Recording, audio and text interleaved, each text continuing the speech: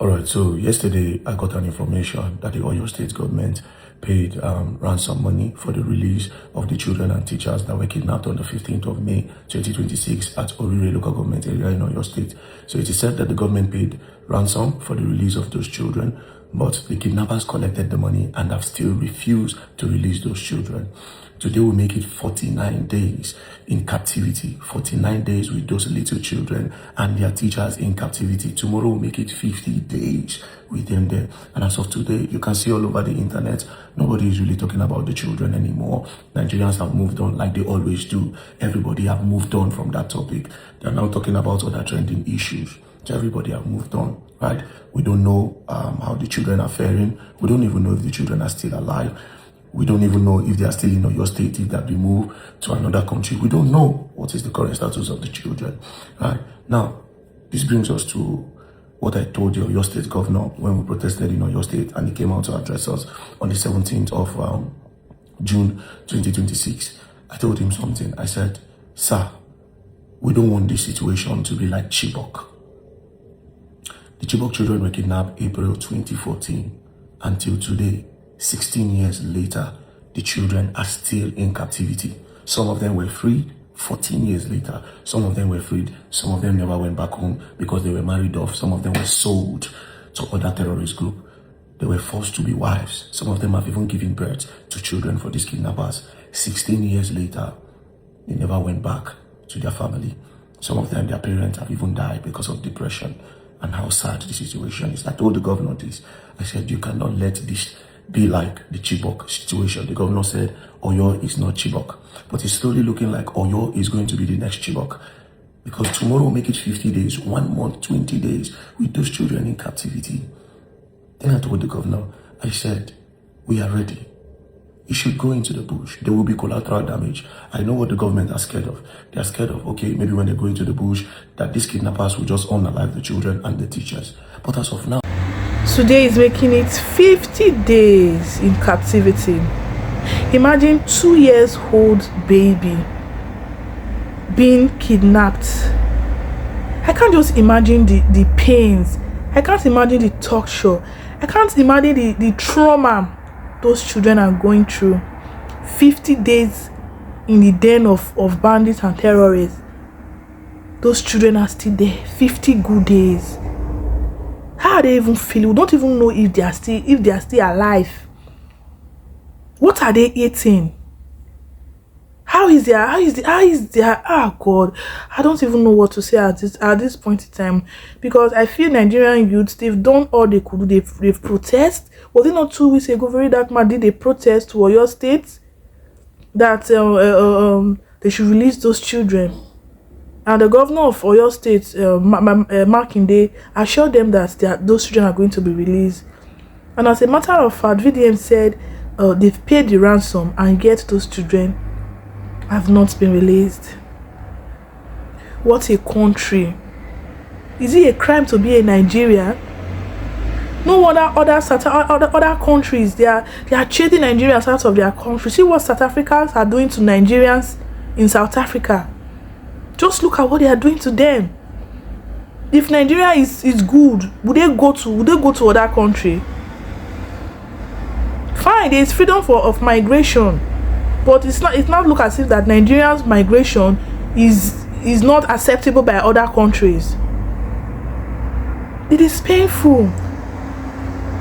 I just imagine the parents of these children. I just imagine how they feel. In fact, some of them might have moved on already, even if it's painful to do so. Imagine paying the ransom they asked for, and yet those children have not been released. It's so painful. It's painful. I will allow you watch the rest of the video, guys, and see hear what Verydarkman said. We've tried to give you moral support. We've tried to say, okay, yeah, we'll support the security operative. We'll go into the bush. You know very well that we cannot go on our own.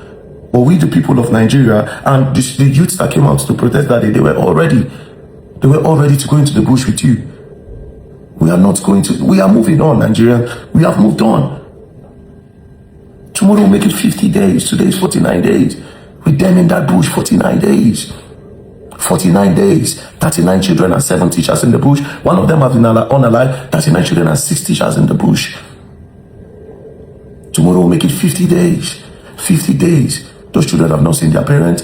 One of the teachers was holding a child that is less than 2 years old in the video. She was packing the child. So, dear Nigerians, it is officially 50 days, not 5 days, 50 days that armed men entered the school in Oyo State.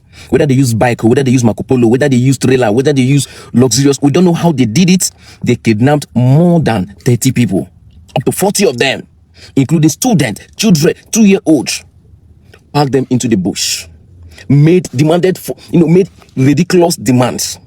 As I'm talking to you, Nigerians have protested, demanded, talk, video. Nigerians have actually done what I feel they have the capacity for now to do. My question is, what next? We don't protest. We don't shout. We don't cry. It seems we are moving on. Election is approaching. The question is, what next? It is easy to be behind camera like this, they talk. And just set your camera and start talking. What else? What are you going to do? And no. If your family member is there, you understand that every minute counts, every hour counts, every second counts. Imagine 50 days. That man, remember that man now in Oyo State that was begging Makinde, say, please, my wife, my this and that. What's that? How would that man be feeling right now? How? I'll keep saying it. Sometimes I think Nigerians would easily move on. When we are pushed to the wall, instead of fighting back, we climb the wall. And sometimes we fight, we Nigerian citizens, we choose unnecessary fights, like fighting each other, dragging each other, and all those irrelevant things. Nigerians, anyway, let me put it out there, because as someone who has been a victim of Nigeria, it came to my head one time, how would their family be feeling?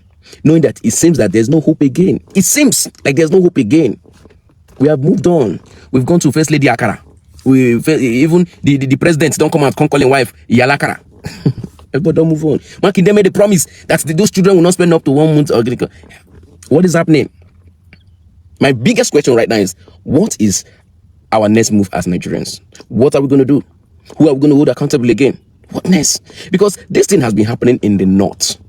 They take on like, we go forget, everybody move on. Even the northern people say they know they even move. They know like the northern creators, or I say influencers, they don't care. Those ones don't care. They don't send. They would rather go to National Assembly, go and sing for the legislators, or go and sing for them, than to even, they don't really care. Now it has come to south. And it's looking like we are entering that northern influencers mood. We talk small. Everybody move on. We move on fighting each other. We move on dragging each other, leaving our major problem as a nation, our #1 enemy as a nation.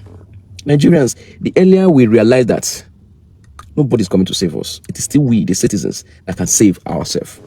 Do you understand? So let me end this video with another question. What next? Thank you.